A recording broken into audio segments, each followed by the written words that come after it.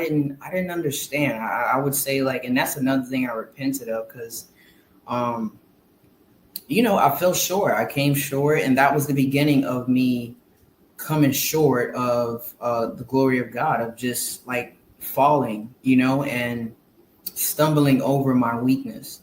So probably like a year after that, now I'm in the military. This is Obama. where the transition took place? Yeah, this is when the transition took place. So Obama opens up same-sex marriage, and military personnel can transition. And it's broadcast everywhere. And honestly, if that didn't happen, I really wouldn't have cared for it. I think it was just so much in our ears. It was just like, what's this? And then, I was already struggling and dealing with my own spiritual battles and knowing what's right. But like Paul says, like, even from the time I was 2 years old. Now, when you were younger and you were living with your auntie, Mm-hmm. and you're starting to grow up, I hear people telling different stories. I was 9 years old when I knew. I was 8 years old when I knew. So we'll get into the transition part. But before we get into that, when you were young, what did you find yourself attracted to? Did you ever feel that something was wrong with your body? Did you ever question your body? Like, what was going on in your mind as early as you can remember regarding sexual orientation and things of that nature? Sis, you just hit a It's spot. heavy. It's heavy. I know it's heavy. I know it's heavy. You just It's hit a heavy. spot. Yeah, I know. I don't think I ever explained it like this, but I think God has given me. It says, "If any man lack wisdom, ask God." Right. So I remember when I actually started having feelings for the same sex. I think I was like in the third grade or fourth grade, third or fourth grade. I think it was like the third. And it was actually after a really bad incident that happens to a lot of young women or children by a male figure. So I think that by that happening at that age, it really just opened the doors to like everything else automatically. And not to mention, that individual was a real hard time warlock of darkness. So they dabbled in like black magic and stuff. Black magic, yeah. But let me ask you a question. I've heard this before. I've heard people say this. I've heard it was I'm trying to remember the YouTuber name, but he's a counselor in real life. Like, he does mental health and stuff. And he says that almost 95 to 96% of all of his people that come in that's interested in transgender or homosexuality, they have been molested, touched. I don't want to use that word because YouTube will ban you, but the M word. They have been raped, they have been M'd, Great. they have been touched. Great. Would you say that there's some truth to that? Yeah, I think there's a lot of truth. I think about 80 to 90% of children, men and women, go through that. Okay, so BA, I want you to come in and chime in.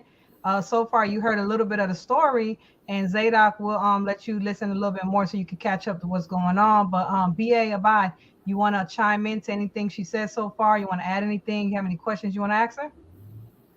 No, at this time, I would just allow the sister to keep speaking. You know what I'm saying? For more, I more so don't want to say too much because I would rather, of course, I would chime in as time progresses. But this is about our sister here. She's sharing her story and her, you know what I'm saying? So it's just more so to listen. And then as time progresses, I will examine and expound and, you know what I'm saying, things of that nature. But please keep going. Okay. All right, sister. I'm nobody important anyway. You know what I'm saying? I'm just listening.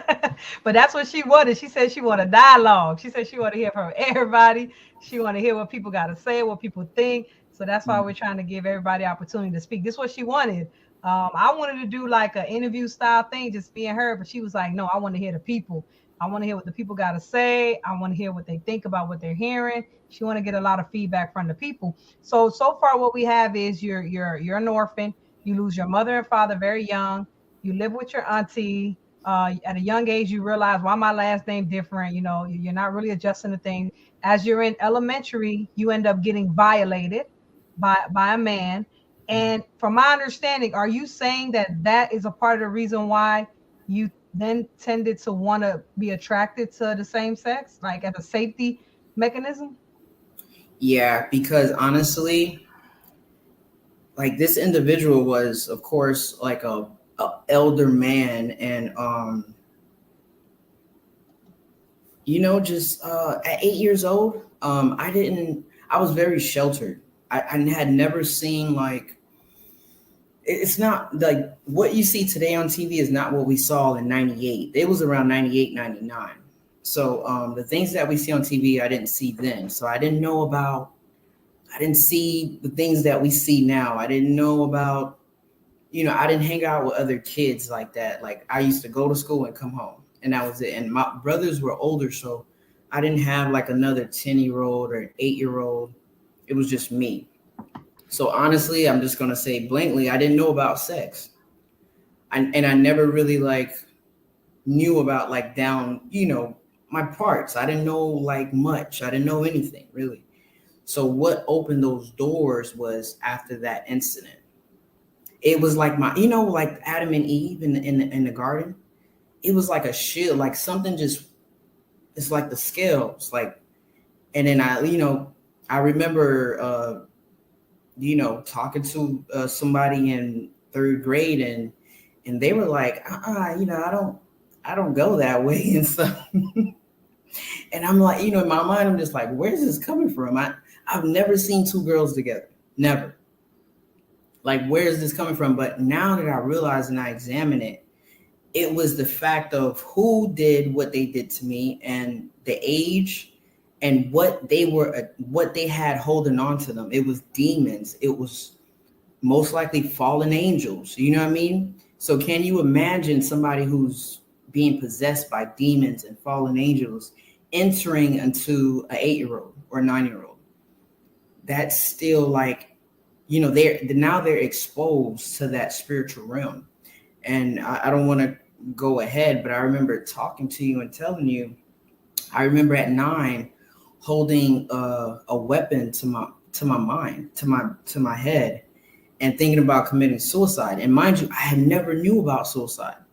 I never heard nobody who killed themselves. I never seen any of that. But at 9, I held a gun, put it to my head, and I was like, I don't know, like, I felt like I wanted to kill myself. So all these things happened within like 2 years, and it all was the spiritual battles as a child I was going through. But guess who was protecting me? Like Jehovah. You know what I mean? Like, although I was a child that was like, like I was abused, really, like physically abused, Jehovah was still taking care of me and shielding me. Wow, man, there's some deep stuff. Zadok, you wanna say anything to the sis? Say anything encouraging you want to give her after hearing something this heavy, man? This is heavy. Hey, salute. Good evening. God bless. Good afternoon to my East Coast folk. I know it's just about 3:30 for y'all. My West Coast folk, I mean. Um, wow. These are the kind of uh, these are the kind of situations that honestly, I think it's an honor as a sinful person trying to stay away from my sin and believing in the redeeming work of Christ on the cross. It's an honor to meet another flawed person who believes and who is working out their salvation with fear and trembling. From the little bit I've heard over the last 5 to 10 minutes, um, our brethren here sounds um, like, hey, at the end of the day, she's dealing with what we're all dealing with. And I just want to encourage you to continue to fight that fight. If there's a struggle there, it's an indication that in spite of the sin of your flesh, that with your mind, you do love God and you recognize the things of God, but you have something else working in your body. I think what you shared about that M word situation that happened to you when I was about 11 years old, a similar situation happened to me with a trusted female of the family. And if I be honest, even though I knew something wrong was happening to me, because I'm 11 and this person was probably like 17, 18 at the time, when she did what she did to me, I unfortunately wasn't appalled by it. It felt wrong, but I wasn't scared. And by the time I was about 13 and 14 years old, I had a perverted mindset toward myself and toward females. And so I would approach female cousins in my family a certain way. I would approach even my siblings, my mother's daughters, a certain way, because I had been exposed to something, and the perversion in me was almost uncontrollable. But even at that age, in my own mind, I'm like, I know this isn't right. And you know how I knew it? The same way my teacher told me back in the 90s, as I was really trying to understand myself in the world. He said, you know you did something wrong because you snuck and did it. And those who do wrong to you know they're doing wrong because they sneak and do it to you. And so whatever it is, I just pray that you continue in a good fight. I pray that you're not alone as you fight your fight, that you have fellow believers who are even transparent enough with you to let you know that your sin is sin, but all of our sin is sin. And I think you're proof that while there are those in your same position who would say, oh, no, there's nothing wrong here. This is natural. There's nothing wrong here. There are others like yourself to say, well, no, I think something is wrong here with being like this and vacillating back and forth with my own conscience about it. No one gets the right to regulate your conscience. And so I think that this has to be dealt with on a case-by-case basis, as with all sin. And so I just applaud you for even just coming on here, because there's people who will judge you. I have a brother in the faith who comes from a life of male on male attraction. And he literally says, bro, do you sometimes fight lust and you need to not lust after a woman? I said, yeah. He said, when you had that lust, how do it make you feel? I said, well, it makes me upset because I want to be so perfect that I don't even have that inordinate lust. Not that it's anything wrong with being attracted to a female per se, but I'm a married man. I don't want other women in my mind in any kind of way like that. And then he turned around and said, bro, I have to fight off the same demons. I've been years away from that lifestyle, and I still at times have to rebuke my own heart when I might see a male and for whatever reason there's some kind of attraction there. And he said, I tell Satan to get behind me, that I'm not going to walk in that sin before God. And he said, man, we're really the same. He said, it's just that our lust is directed in ways that, could be, how would you say it? It's levels to this. Meaning, if I snort coke, but I'm functional and I maintain my job and my mortgage payments, I kind of feel justified in what I'm doing. But when I see someone who's addicted to opioids and it look like they can't even stand up and they just out in the street begging at the expressway ramp, I find a way to justify my addiction as being a better type of addiction. And that's just not sound. So I just want you to